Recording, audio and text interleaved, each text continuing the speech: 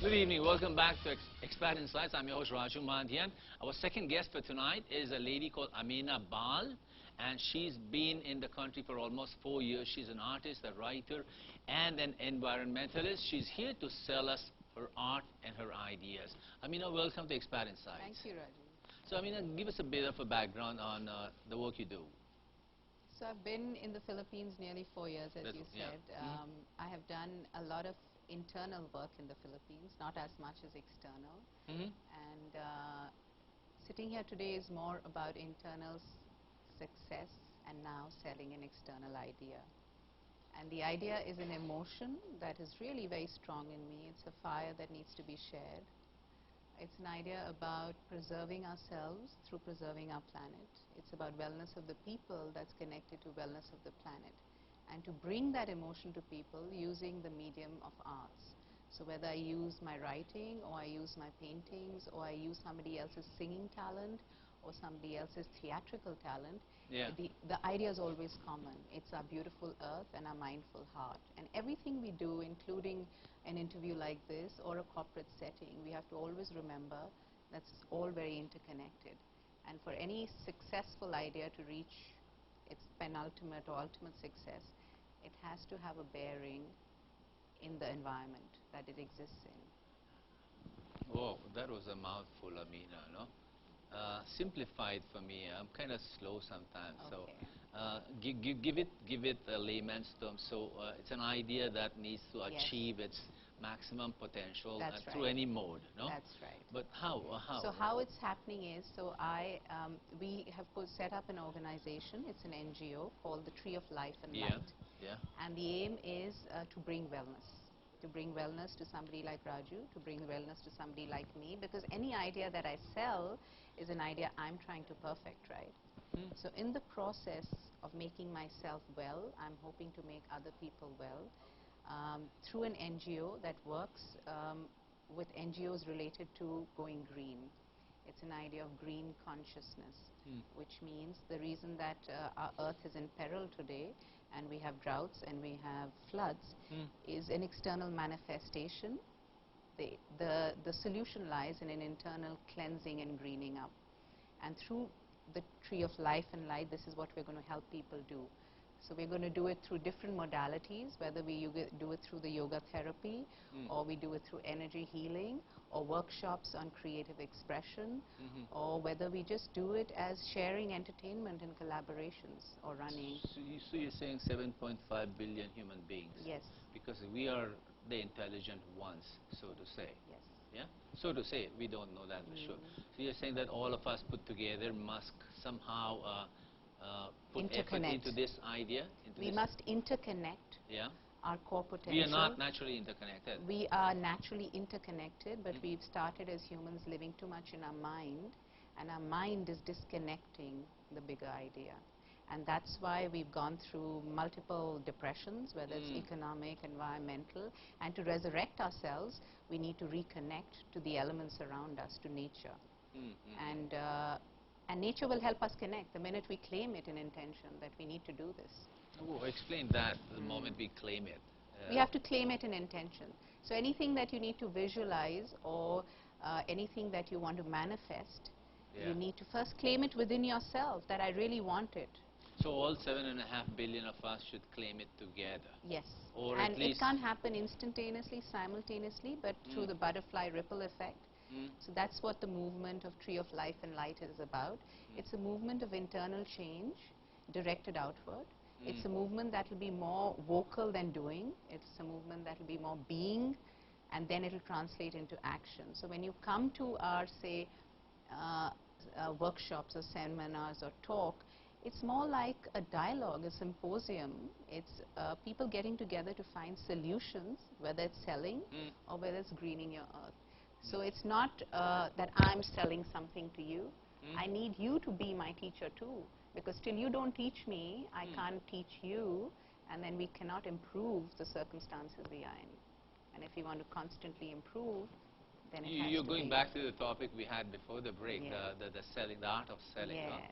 So when you get together in these workshops, of course, you are not selling a product, you're selling an idea, no? You're selling wholeness.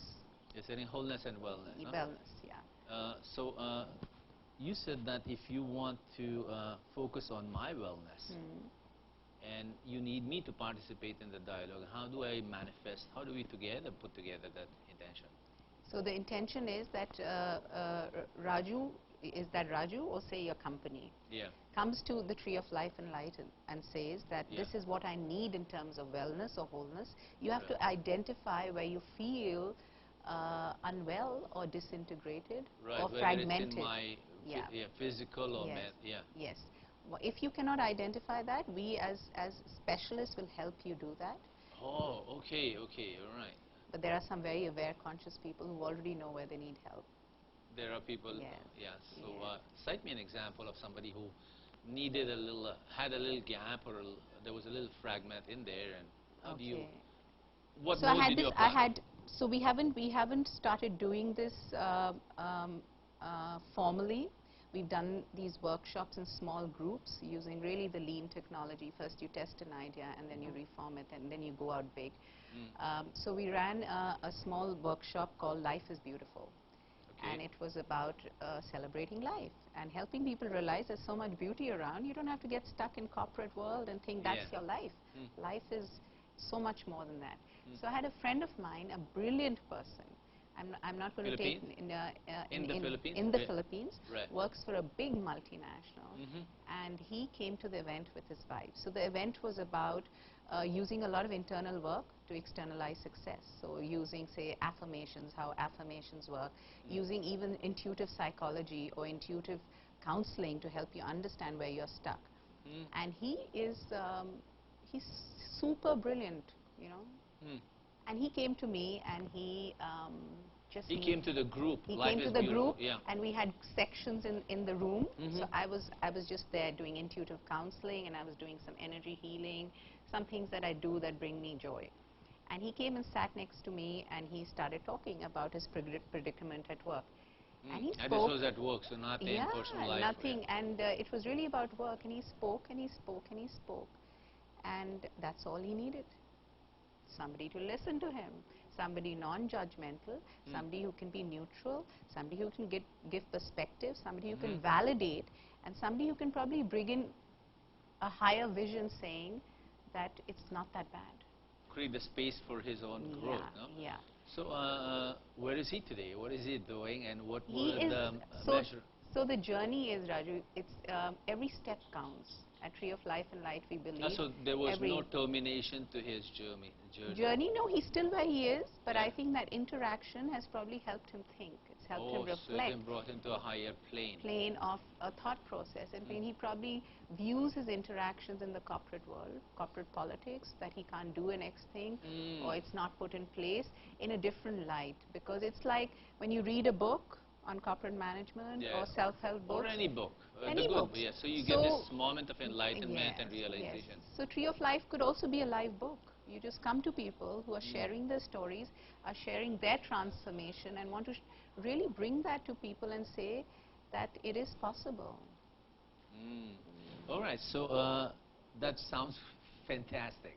Fantastic is the right word for it, and I've never experienced anything like that. No, perhaps it's a big idea. I'm also, you know, to be honest, I feel it at so many layers, and I'm just.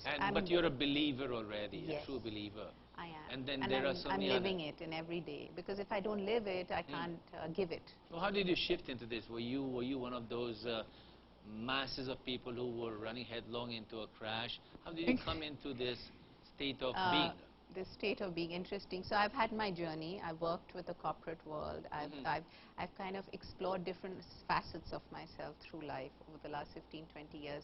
When I came to the Philippines is really when the intensity and the throttle just went full on. This country has something very special about it. I want you to hold that thought. I had a guest here a gentleman called Arthur Park, a Korean gentleman. And he mentioned exactly the same thing. He said, Philippines has this strange energy around it. You know? So I was actually thinking of one of those mystical mountains that Philippines has. But no, he said the whole country has it. So you are validating a statement made by one of my guests 2 years ago. So my personal truth, not that everybody wants to buy into it, is that this country is a vortex of energy. So anybody who is there are very powerful energy points in this country, and if you are at a certain plane in your own growth process and you're seeking and you're receptive and you're not inflexible, you will be shown people and opportunities. If you cash on them, then you will blossom.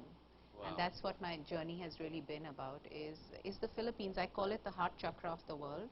It helps you Chakra is a scientific word. It is. It's a scientific well, word, it's and a Vedic. It's a nerve center, you mean, It's an energy center in our body. And so we have a heart, that's a heart chakra. The Philippines is a heart chakra of the world.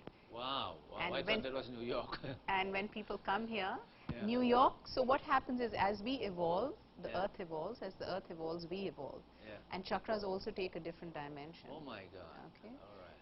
So, so if you're ready to work with your heart, through your heart, and for people's goodness and service, this place is the place, because it emulates that in every people so here. I'm doing that here through Expert Insights. This is my mission. I'm so glad to have met you. To heal the world from here, sitting down here, to educate, to nurture, to support, to share stories, to be a good finder, to be a good pusher. Great. So Tree of Life and Light is the foundation you have created, and you have a group of people, and you are a painter. That's right. As I see, no? So while we talk about this, I want to flash this to my, and you may want to. Yes, we're going to hold it You up want to hold it together, okay? So you can see it from. I need to hold it here so the camera is facing. Okay. So talk to me, tell me about it, and. So this is an art piece. It was from an exhibit I did, and the whole exhibit was called "The Evolutionary Self Beyond the Mind."